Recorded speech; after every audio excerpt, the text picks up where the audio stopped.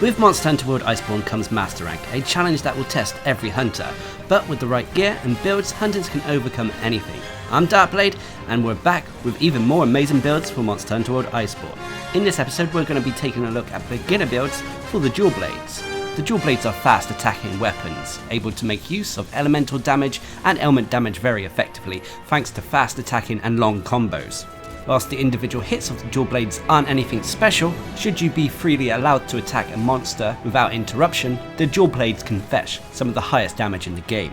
The builds I use tend to focus on this, making use of elemental builds over anything else. Now a disclaimer for this series though, as Iceborne is still young, most hunters may not have had a chance to farm everything they need for the absolute endgame mix sets, so for this series we will instead be focusing on full set builds highlighting some of the amazing armor designs while at the same time helping new players get through the main story of Monster Hunter World Iceborne. As a result, these builds will not feature Elder Dragon loot, and most of the customization with the builds come in the form of different jewels, charms and weaponry. Additionally, there'll be no augmentation on the weapons and armor, as augmentations are endgame enhancements. So the first build I use is the BEOTODUS Ice build. This build utilizes one of the very early sets you can get from one of the new ice monsters in the Hoarfrost Reach. As a result though, it is an ice elemental build, so take that into account when you're going up against monsters.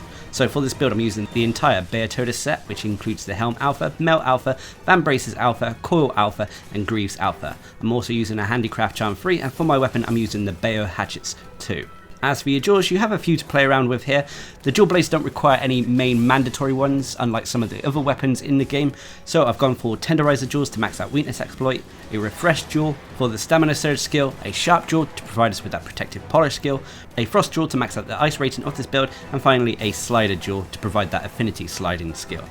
So if you've done what I've done here, you should have a build with 150 health, 100 stamina, which will be 200 health when you're on a hunt and you've taken all your relevant consumables, with 371 attack with white sharpness, no affinity, although this will be 50% affinity when you're going for monster weak points, and you've tenderized those said weak points first, with an ice rating of 530, and as for your defense, you're fairly strong against ice and dragon, neutral against water, but you're weak to thunder and fire.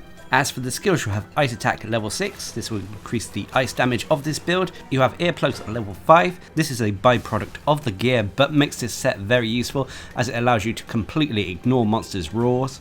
Earplugs is a little bit of a quality of life skill. Whilst yes, you can dodge most monster roars, Earplugs just gives you that little bit of extra safety, allowing you to heal or even attack a monster when they leave themselves open by roaring at you.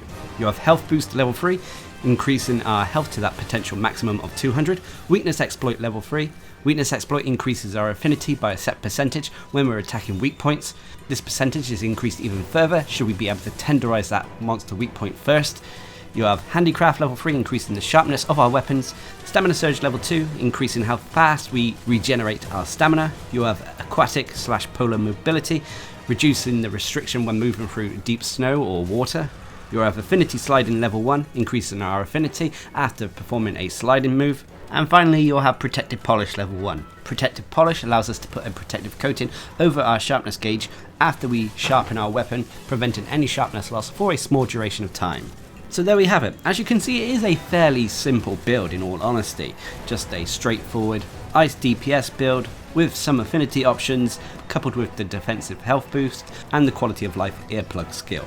A lot of the skills are actually tied into the armor itself, which makes it incredibly useful and one of my personal favourite beginner full set armors in the game.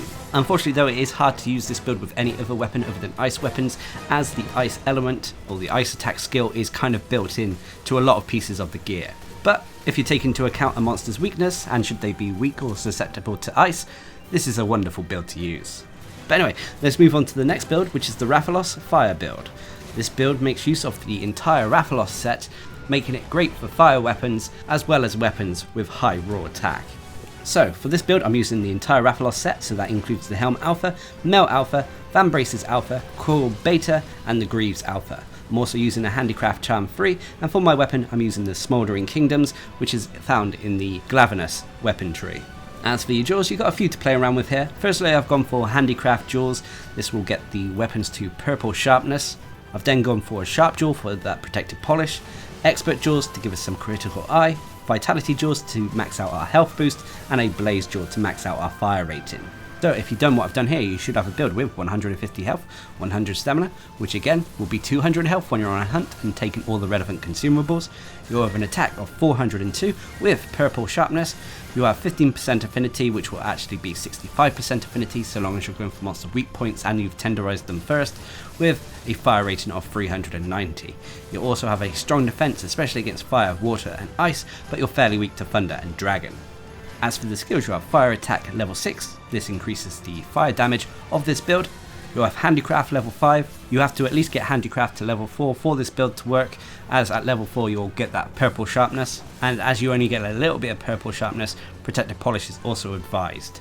You have Attack Boost level 4, increasing the raw attack of this build, and at level 4 you also get a bonus 5% affinity. You have Health Boost level 3, Weakness Exploit level 3, Critical Eye level 2. This is a straightforward skill that just increases the affinity of the build by a certain percentage. You have Slinger Capacity level 2, a byproduct of the gear, but increases how much slinger ammunition we can have. You have Jump Master level 1, preventing knockback when we perform jumping attacks. This is a byproduct of the gear. You also have Protective Polish level 1, which I've already talked about. And finally, you'll have the RATHALOS Essence set bonus, providing you with the Mind's Eye skill, preventing your attacks from bouncing off a monster's hide. So there you have it. As you can see, it is a very powerful build, not only having maxed out fire attack, but also having an increase to our raw attack thanks to the attack boost skill. This works well in unison with the Glavenus weapons, making for a strong build, especially if a monster is weak to fire.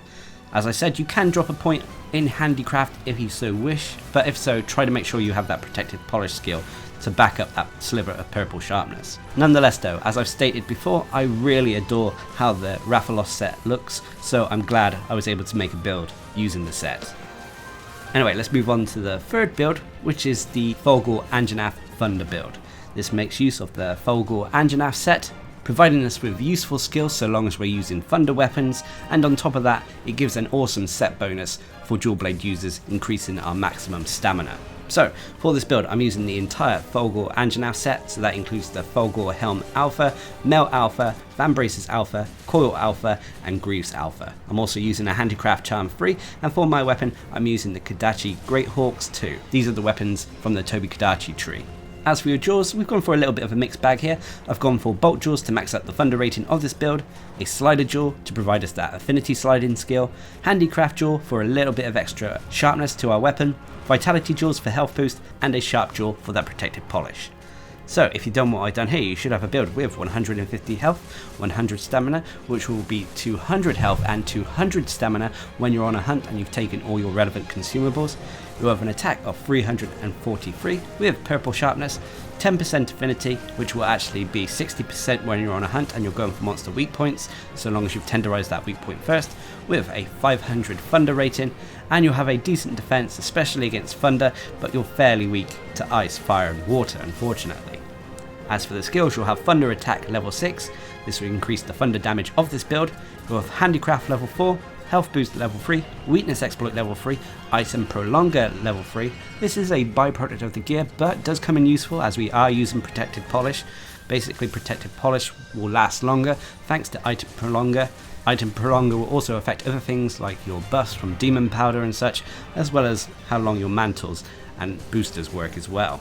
You'll also have Stun Resistance level 2, a byproduct of the gear, but comes in useful for resisting stun effects. You have Resuscitate level 1, again a byproduct of the gear, but Resuscitate allows reduced stamina depletion and increases your evade capabilities when you become afflicted with a blight. You'll have Special Ammo Boost level 1, this is a byproduct of the gear, it's not needed on this build whatsoever. You have Flinch Free level 1, again a byproduct, but helps prevent light knockbacks. You have Affinity Sliding level 1 and Protected Polish level 1. You'll also have the set bonus Anjanath's Dominance, Stamina Cap Up, increasing our maximum stamina to that potential 200. So as you can see, it is quite a functional build despite having defense issues. It has maximum health and stamina, and also comes with very strong attack. It also has a decent chunk of purple sharpness, and this coupled with Protective Polish and Item Prolonger means it should last quite a long time. Also as well, you don't have to use the alpha set of the FULGUR Anjanath set. I just prefer the way the alpha one looks, and if you were to use the beta one you may have a few extra slots to play around with. so if you have an extensive jewel collection, you may want to consider the beta set. Nonetheless, the alpha set works great for this build and is perfectly functional, especially if a monster is weak or susceptible to thunder. Anyway, let's move on to our fourth and final build, which is one of my personal favourites, which is the Ebony Odogaron Dragon build. This makes use of the complete Ebony Odogaron set, including its weapons. It also has one of the highest affinity ratings in the game for full armor sets, and this is coupled with other amazing skills. So for this build, I'm using the entire Def Garon set, which includes the Helm Beta, Mail Beta, Braces Beta, Coil Beta, and Grease Beta. I'm also using a Marathon Charm too, and for my weapon, I'm using the Death Row weapons, which are the Ebony Odogaron weapons. As for the jaws, you've got a few to play around with here. I've gone for Tenderizer jaws to max out weakness exploit, Dragon jaws to increase our dragon rating of this build. I've gone for a Sprinter jaw that also comes with an Expert jaw to max out the Marathon Runner skill, as well as increase our critical eye. On top of that, you'll have other expert jaws to max out the critical eye, as well as vitality jaws to max out our health. And I've also got two byproducts in the form of a slider jaw to provide us the affinity sliding, and throttle jaw to give us some latent power. So if you've done what I've done here, you should have a build with 150 health, 100 stamina, which will be 200 health when you're on a hunt and taking all your relevant consumables, with 357 attack, with white sharpness, 60% affinity, which will actually be 100% so long as you're on a hunt, going for monster weak points and tenderize that monster weak point first. You have a dragon rating of 460 with high Elder Seal, and as for your defense, you're incredibly strong against dragon, but fairly weak to the other elements. As for the skills, you have critical eye at level 6, dragon attack level 5, health boost level 3, weakness exploit level 3, latent power level 3. Latent power is a combination of byproducts from our jewels and gear. Basically, latent power is a buff that kicks in after you've been fighting a monster for a set amount of time. This will increase your affinity and reduce your stamina depletion by a certain percentage, which works well in unison with dual blades. However, it's not a guaranteed buff and you cannot really control when it kicks in, unfortunately. But you also have Marathon Runner level 3. This reduces the stamina depletion when we're in demon mode. You have Tool Specialist level 2, a byproduct of the gear, but reduces the recharge time on our mantles and such. You have Dragon Resistance level 1, a byproduct of the gear, but is useful for our defense. You have Power Prolonger level 1, again another byproduct, but allows us to stay in Archdemon mode for longer. You have Affinity Sliding level 1, and finally you'll have the set bonus Odogaron's Essence Protective Polish, providing us the effects of the Sharp Jaw, allowing us to put a protective polish over our sharpness gauge after we sharpened our weapon. So there we have it, that is the Ebony Odogaron Dragon set. In all honesty, it's one of my personal favourites, not only in terms of its stats, but also the way it looks. Now there is room for changes if you so wish. For example, you can drop some of the vitality jaws to max out both the critical eye and dragon attack of this build.